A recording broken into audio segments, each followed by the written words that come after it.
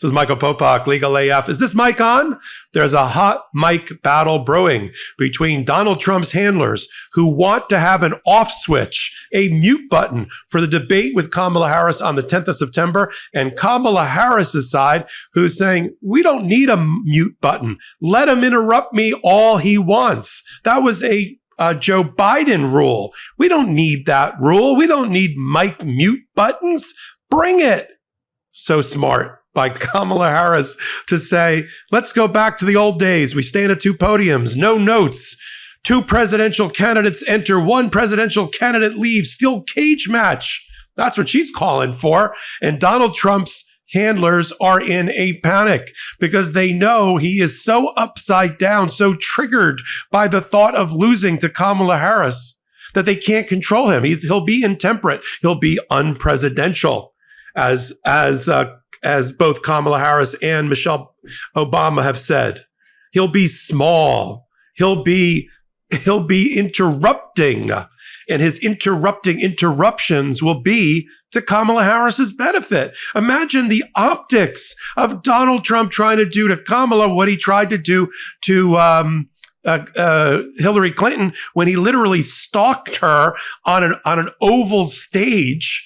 Think about that look. Now when we're talking about a campaign and an election where women's rights are on the ballot, restoring women to first-class citizenship and having bodily autonomy is on the ballot, and Donald Trump is going to insult and be misogynist against Kamala Harris by constantly interrupting her. Bring it. That's a ground rule that I can get behind. Now, the Trump supporters, this is the hot take news, the Trump handlers are like, no, we can't allow that. Biden agreed. We all agreed we're going to sit at a table. We're going to have notes, and we're going to have mute buttons. Yeah, no, we're not. We're gonna do this like adults. Okay, mano a mano. And now you've got, I'm going to read to you from what both sides have now said. On the Trump side, they've said a version of, I don't even understand their version. Their version is, we want mute buttons on the mics because that's what Joe Biden agreed to.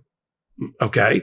If you go back to 2016 and 2020, Donald Trump's camp didn't agree to that. They didn't want to be muted. They wanted to interrupt Hillary Clinton. They wanted to interrupt Joe Biden constantly. And they said that they didn't want to be gagged in any way. How ironic for a person who's subject to gag orders in all of his criminal cases. Now, they're the ones advocating for the mute button. It says they've got an undisciplined, out of control candidate that they want to control with a remote control mute button, like they're watching Netflix. Boop. Oh, he's about to say, oh, here we go. This is like an episode of crap my father says. Oh, here he goes. Mute.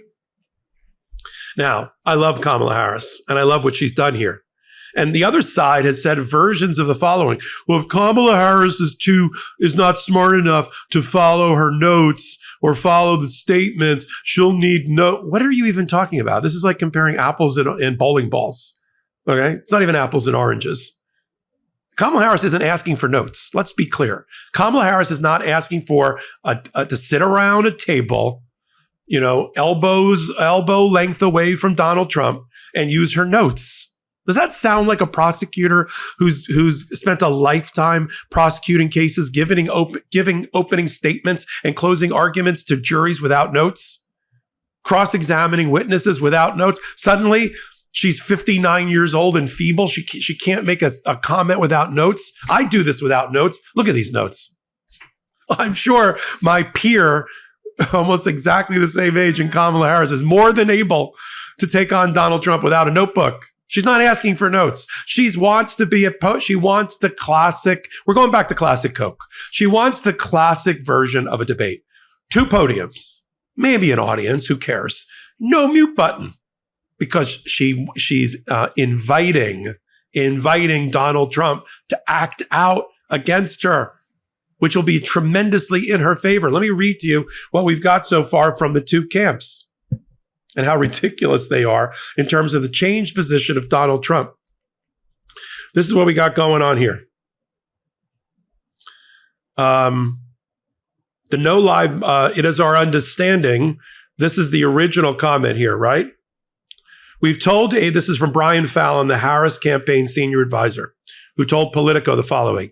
We've told ABC, which is the location of the September 10th debate, which was set by Joe Biden originally, that Kamala Harris has stepped into the shoes of.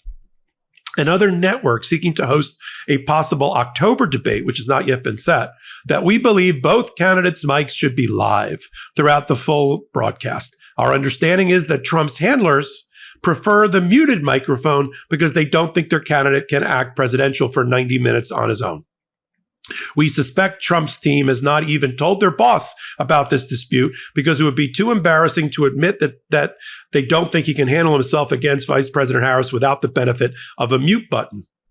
Now, let me roll a clip here just to reinforce that Donald Trump was sort of caught flat-footed during an interview about whether he was going to allow a hot mic or not. Let's roll that clip. President Trump, would you want the microphones muted in the debate whenever you're not speaking? We agreed to the same rules. I don't know. It doesn't matter to me. I'd rather have it probably on, but the agreement was that it would be the same as it was last time. In that case, it was muted. I didn't like it the last time, but it worked out fine. I mean, ask Biden how it worked out. It was fine. And I think it should be the same. We agreed to the same rules and same specifications. And I think that's probably what it should be. But they're trying to change it. The truth is they're trying to get out of it because she doesn't want to debate. She's not a good debater. She's not a smart person. She doesn't want to debate. Didn't Donald Trump look like nobody had given him the memo about his handlers forcing the issue to go with a mute button? Most clothes are uncomfortable or too tight or never actually the size you really are, not to mention the annoyance of trying to put a good outfit together. Everyone wants to dress their best and look good at all times because, frankly, it's a confidence booster. I regularly wear Roan when I do the podcast or on Hot Takes. So here's the deal. Men's closets were due for a radical reinvention, and Roan stepped up to the challenge. Roan's commuter collection is the most comfortable, breathable, and flexible set of products known to man. And here's why. Roan helps you get ready for any occasion with the commuter collection, which offers the world's most comfortable pants, dress shirts, 1/4 zips, and polos. Roan's comfortable 4-way stretch fabric provides breathability and flexibility that leaves you free to enjoy what life throws your way. From your commute to work to your 18 holes of golf. It's time to feel confident without the hassle. With Roan's wrinkle release technology, wrinkles disappear as you stretch and wear the products. It's that easy. With Gold Fusion anti-odor technology, you'll be smelling fresh and clean all day long. And on top of that, Roan is 100% machine washable, so you can ditch the dry cleaner altogether. Roan has truly become my favorite clothes. We're on the move a lot. Whether it's jumping from meeting to meeting or catching a flight or a dinner out, the Roan commuter collection has never let me down. Even after I wear it all day, I still feel super fresh because of that Gold Fusion anti-odor technology. Head to roan.com/legalaf and use promo code legalaf to save 20% off your entire order. That's 20% off your entire order when you head to RHONE.com/legalaf and use code legalaf. It's time to find your corner office. Now, this is completely 180 degrees from where the Trump campaign was when they were complaining back in 2016 and 2020. Back in 2016 and 2020, this is what Bill Stepien said, who was the campaign manager at the time, when the Trump-Biden debate was taking place in 2020. It is our understanding that you will soon be holding an internal meeting to discuss other possible rule changes, such as granting an unnamed person the ability to shut off a candidate's microphone. This is the Trump position in 2020. It is completely unacceptable for anyone to wield such power. This is reminiscent of the first debate in 2016 between Trump and Clinton, when the president's microphone was oscillated and it's not acceptable. Oh, how times have changed. Now, when you're pushing 80 and you can't control yourself and you're triggered by what's going to be the first black Southeast Asian woman president of the United States, it's going to kick your butt. Now you want to have a mute button to save yourself from yourself. And so what you now put it all together, let's tie it all together. Now you'll understand in the context the statements that are being made by Jason Miller, a senior advisor to the Trump campaign. Here's what they said about the hot mic moment. Enough with the games. We accepted the ABC debate under the exact same terms as the CNN debate. Yeah, you accepted it with Joe Biden. It was the Joe Biden people that wanted the mute button, not Kamala Harris. The Harris camp, having already agreed to the CNN rules, asked for a seated debate with notes and an opening statement. No, they didn't. They have no interest in a seated debate with notes.